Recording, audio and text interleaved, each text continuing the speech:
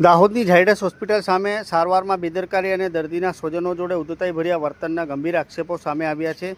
આક્ષેપ મુજબ એક દર્દીને ઇમરજન્સી સારવાર માટે હોસ્પિટલ લાવવામાં આવ્યો હતો, પરંતુ ઇમરજન્સી વિભાગમાં હાજર કેટલાક ડૉક્ટરો અને નર્સિંગ સ્ટાફ દર્દીની તાત્કાલિક સારવાર કરવાના બદલે મોબાઈલમાં વ્યસ્ત હોવાનું દર્દીના પરિવારજનો જણાવ્યું છે।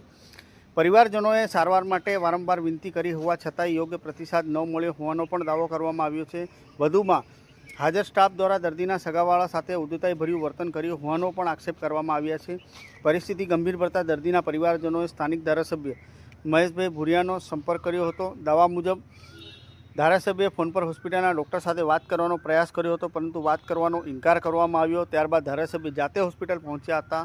દાવો એવો પણ કરવામાં આવી રહ્યો છે કે ધારાસભ્ય હોસ્પિટલ પહોંચ્યા બાદ આક્ષેપ હેઠળના કેટલાક સ્ટાફ સભ્યો ત્યાંથી નીકળી ગયા હતા। ત્યારબાદ ધારાસભ્યએ હોસ્પિટલમાં દર્દીઓ પ્રત્યે સંવેદનશીલતા અને ફરજ નિષ્ઠાપૂર્વક નિભાવવાની જરૂરિયાત અંગે સ્ટાફને સૂચના આપી હતી।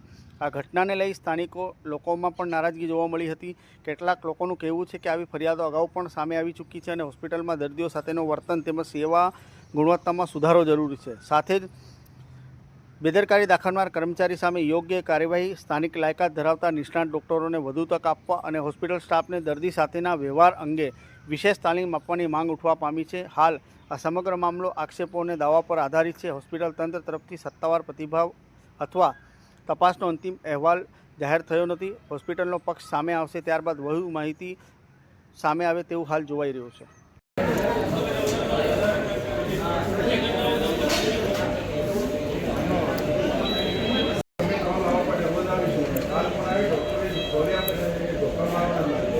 દાહોદ જિલ્લા ખાતે આજે ઝાયડસ હોસ્પિટલમાં ઇમરજન્સી વોર્ડની અંદર મારા 130 ઝાલોદ વિધાનસભા મત વિસ્તારના ગોવિંદ ગુરુ નવરસિંહ લીંબડી તાલુકાના કંબોઈ ગામના અમારા એક પેશન્ટને ઝેરી જાનવર કરડવાથી ઇમરજન્સી વોર્ડની અંદર દાખલ કરવામાં આવેલ છે।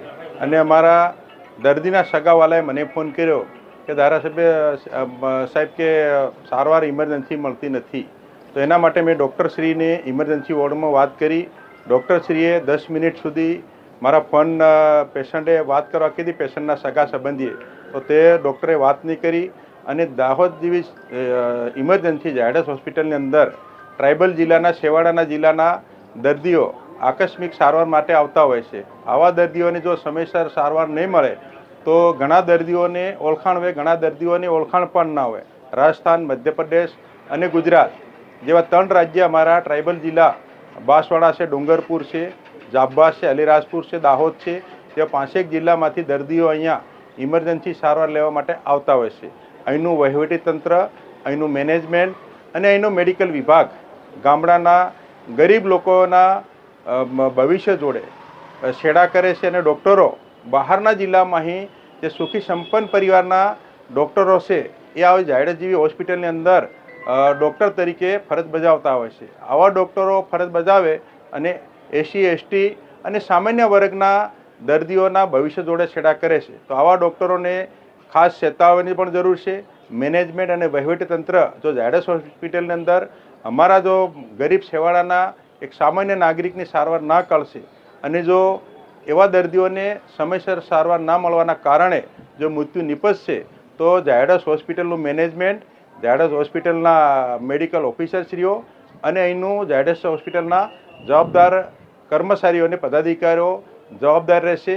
અને અમારા આ વિસ્તારના ધારાસભ્ય તરીકે હું દાહોદ જિલ્લાના અન્ય અમારા ખાનગી હોસ્પિટલના ડૉક્ટરશ્રીઓને ખાસ વિનંતી કરું છું કે ઝાયડસ જેવી હોસ્પિટલ હોય અને તમે પણ આ જિલ્લાના સ્થાનિક અન્ય હોસ્પિટલના સૌ મુખ્ય ડૉક્ટરશ્રીઓ છે, જો ઝાયડસ જેવી હોસ્પિટલ સમય મર્યાદામાં સારવાર નહીં આપશે તો આપણા જિલ્લાનું એ સારવાર જે નબળી રહેશે, તો જિલ્લાનું નામ ખરાબ થશે। તો એના માટે અન્ય ખાનગી હોસ્પિટલના ડૉક્ટરશ્રીઓને પણ જાગૃત કરું છું અને તમે જાગો અને ઝાયડસ જેવી હોસ્પિટલ જો સારવાર નહીં આપે તો બધાએ એક સમૂહ કરી અને ડૉક્ટર એસોસિએશન બની અને ઝાયડસ હોસ્પિટલને આવનાર સમયમાં તાળા મારવાની ફરજ પડશે। અને અમારી સરકારનું ખરાબ દેખાય તેવો જો વહીવટ કરશે તો આવી ઝાયડસ જેવી હોસ્પિટલને છોડવામાં આવશે નહીં। કાયદેસરની કાર્યવાહી કરવા માટે અમારી જનતા જનાર્દન તૈયાર છે।